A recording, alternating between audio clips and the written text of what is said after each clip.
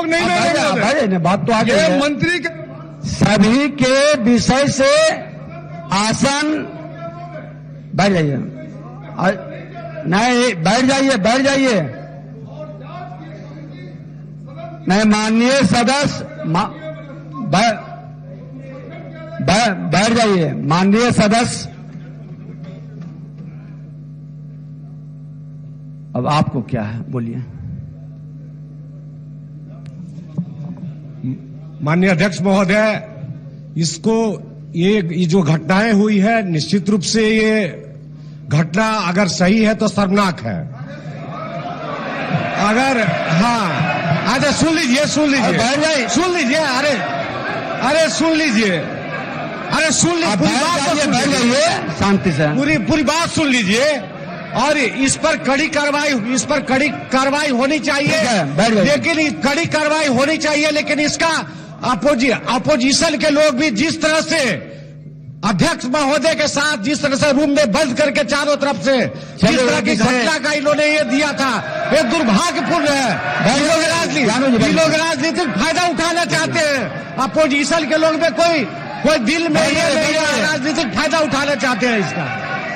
ये सरासर ये लोग राजनीतिकरण कर रहे हैं इसका। माननीय सदस्यगण,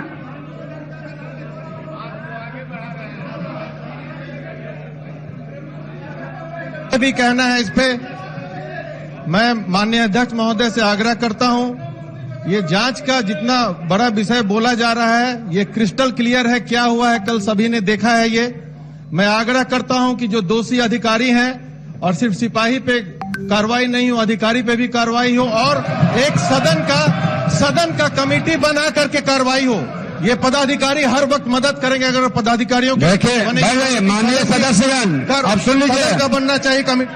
आप सुन लीजिए माननीय सदस्यगण, यह सदन बिहार की जनता की आकांक्षाओं का मंदिर है।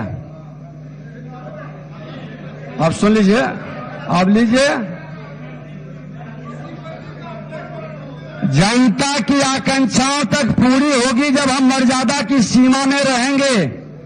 और हमारे संविधान निर्माताओं ने दूरगामी सोच रखी थी और विधायिका, कार्यपालिका, न्यायपालिका को अलग अलग स्वतंत्र अस्तित्व वाला बनाया था। तीनों की अपनी अपनी सीमाएं हैं, मर्यादा है। साथ ही ऐसी व्यवस्था की थी कि तीनों एक दूसरे की पूरक हो। फिर भी देश में लोकतंत्र को ध्यान में रखते हुए संविधान निर्माताओं ने विधायिका को श्रेष्ठता प्रदान की और इसे कानून बनाने वाली संस्था के रूप में निर्मित किया। साथ ही सीधे निर्वाचन से आने वाले लोगों को, चूंकि वे जनता से सीधे जुड़े और उनके प्रतिनिधित्व होते हैं, इसलिए उन्हें विभिन्न प्रकार से संरक्षण भी दिया। फिर भी कुछ ऐसी घटनाएं घट जाती है जो विधायिका की मर्यादा पर प्रश्न लगा देती है। हम अपनी मर्यादा समझें, दूसरे लोगों की जो मर्यादा है उसको भी समझें।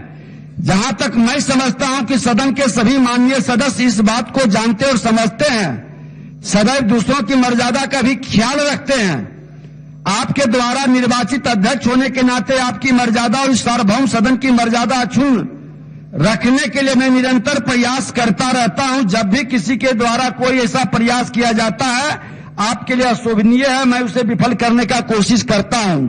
और आपको जान के ये खुशी होगा कि कल परसों तरसों दो माननीय सदस्य भाई वीरेंद्र जी और भाई संजय सरावगी जी, दोनों ने कल एक अच्छा उदाहरण पेश कर करके पुरानी बातों से, गलती से सबक लेते हुए, खेद व्यक्त करते हुए और इसका समाप्त किए। ये एक अच्छी परंपरा है।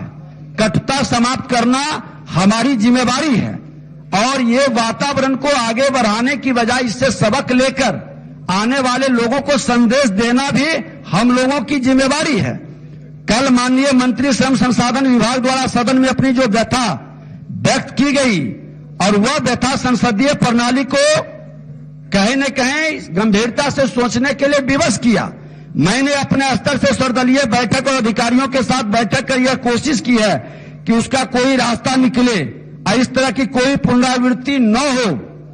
फिर भी मैं यह मानता हूं कि संसदीय कार्य में व्यवधान है और माननीय मंत्री के वक्तव्य के आधार पर आपस में कोई माननीय सदस्य या माननीय मंत्री स्वयं इस स्वयं यदि विशेषाधिकार हनन की सूचना देते हैं तो फिर विशेषाधिकार समिति विचार करेगी और सम्यक निर्णय लेने इस सदन को सूचित करेगी। लेकिन फिर भी बता दें कि विधायकों के संरक्षक अध्यक्ष हैं और माननीय मंत्री ने जो विषय लाया इसको हमने फुटेज निकलवाया, फुटेज को हमने देखा। 11:04 में माननीय मुख्यमंत्री जी का कारकेट यहां से निकला। 11:05 साढ़े 5 मिनट पर कुछ गाड़ी जो रुकी हुई थी उनको जाने दिया। उसके बाद फिर 2 गाड़ी उधर से आ रही थी तो लोगों ने लगता है 11:06 साढ़े 5 या 6 मिनट पर रोक दिया। सिपाही खड़ी थे, गाड़ी आ रही है तो उधर से भी गाड़ी इधर से भी गाड़ी, तो रोका। देखिए, समय कुछ चीज को हम लोगों को गंभीरता से भी समझना चाहिए, देखना चाहिए। और माननीय मंत्री जी भी उस फुटेज को देखे हैं। माननीय मंत्री जी को लग रहा था कि कुछ गाड़ी निकली और मेरी गाड़ी रोक दी गई। स्वाभाविक है, जो फुटेज में आया वो स्वाभाविक देखने में लगा। हम आप भी रहते तो लगता कि 5 गाड़ी निकलने दिया, मेरा गाड़ी क्यों रोक दिया।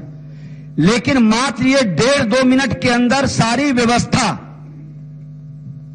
सारा संवाद ये चला है। ऐसे माननीय मंत्री जी भी अगर जो 2 शब्द कहना चाहें साफ तौर पर, देखिए हमेशा कोई विषय को संवादहीनता को मतलब जानकारी के अभाव में आज वीरेंद्र जी और संजय सरावगी जी दोनों ने अपनी बात को रख के जो सदन में उदाहरण पेश की, एक अच्छी बात है। माननीय मंत्री जी को जो फील हुआ और जब हमने उस फुटेज को देखा तो उस सच्चाई को रखना चाहिए और देखना चाहिए। उससे पदाधिकारी गलत करेंगे, बख्शेंगे नहीं, कार्रवाई होगी उसमें। आप सुन लीजिए माननीय मंत्री जी, आप सुन लीजिए, आप गंभीरता से सुनिए।